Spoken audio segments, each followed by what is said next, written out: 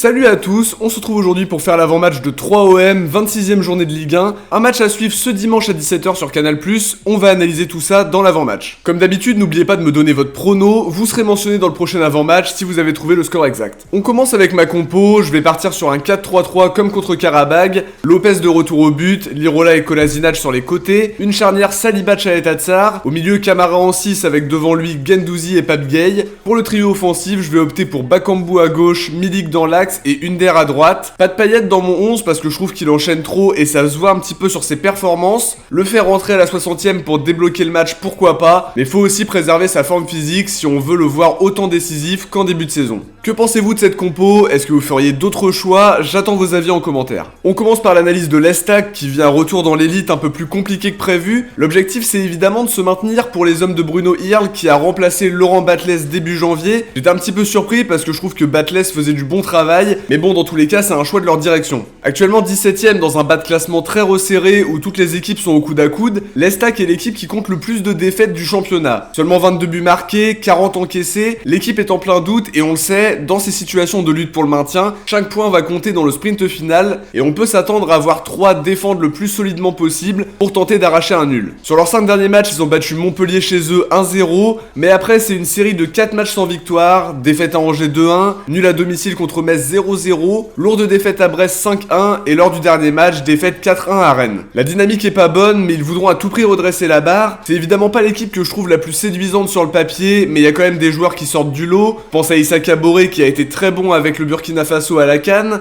Ike Ugbo qui était dans le viseur de Longoria et qui est prêté par Genk depuis fin janvier. L'expérience de Rami va être très importante dans la lutte pour le maintien. Gallon encaisse beaucoup sur ses 2 derniers matchs, mais il a montré de très bonnes choses la saison dernière et aussi en ce début de saison. Biancon, Dingomé, Tousgar et Motiba sont aussi des joueurs de qualité qui vont être d'une précieuse aide. Bruno Irl a utilisé plusieurs dispositifs, 4-4-2, 4-5-1 avant la mise à pied de Rodriguez, le 5-3-2 aussi, à voir pour lequel il va opter pour tenter de nous faire déjouer. On enchaîne sur l'OM, la victoire contre Karabag a dû faire du bien au moral de l'équipe qui sortait d'un match plus que décevant contre Clermont. Le contenu était surtout pragmatique, plus qu'impressionnant. L'objectif était pas forcément de dérouler mais surtout de se qualifier et de montrer une solidité défensive. Ça a été plutôt bien fait. Offensivement, on a fait preuve de réalisme, alors on peut dire que c'est assez réussi parce qu'on a pris un peu de confiance dans les deux surfaces. Le match le plus important de la semaine, c'est celui-là, parce qu'il faut continuer à prendre des points en championnat. Derrière, on aura de gros matchs à jouer par la suite et faut sécuriser le maximum de points possible, surtout face à une équipe troyenne qui a beaucoup de mal en ce moment et qui est quand même mal classée. Sampaoli voudra s'adapter à ce que propose l'Estac, l'équipe type sera certainement de sortie et on s'attendra de voir une tactique équilibrée et une implication totale des joueurs parce que la victoire est impérative pour espérer le podium en fin de saison, sachant qu'on a des matchs compliqués par la suite. Sur les joueurs à suivre maintenant, on va commencer par 3 et je vais dire Ike Ugbo qui est arrivé récemment. Il a déjà marqué son premier but sous les couleurs de l'Estac. Il peut être ce joueur qui va faire la différence parce que c'est un joueur très prometteur et qu'il a aussi envie de prouver de quoi il est capable en Ligue 1 après un début de saison très peu prolifique du côté de Genk. Pour l'OM, je vais dire Pape Gueye qui a montré de très bonnes choses depuis son retour de la CAN avec beaucoup de confiance, excellent dans un rôle de numéro 8. Il a fait un super match contre Karabag et j'ai envie de le revoir contre 3 pour qu'on profite de son retour en forme. On enchaîne sur les pronos, je vais miser sur une victoire 3-0 de l'OM qui doit continuer sur la lancée du match contre Karabag en montrant d'une part de la solidité défensive mais aussi du réalisme offensif, un résultat qui nous permettrait d'aborder les prochains matchs avec davantage de confiance et de conserver notre deuxième place. On passe au bon pronostiqueur de Karabag OM, bien joué à Kevin Lin, Lixo, Gigi Tech et Coding, Jaber Boutaba, NRG, Mustapha Diop, Jamal Housseni et Joel Saourade qui ont trouvé le bon pronostic. N'hésitez pas à retenter votre chance pour le déplacement à 3 pour être mentionné si vous trouvez le bon score. On arrive à la fin de cette analyse d'avant-match les amis, j'espère que ça vous a plu.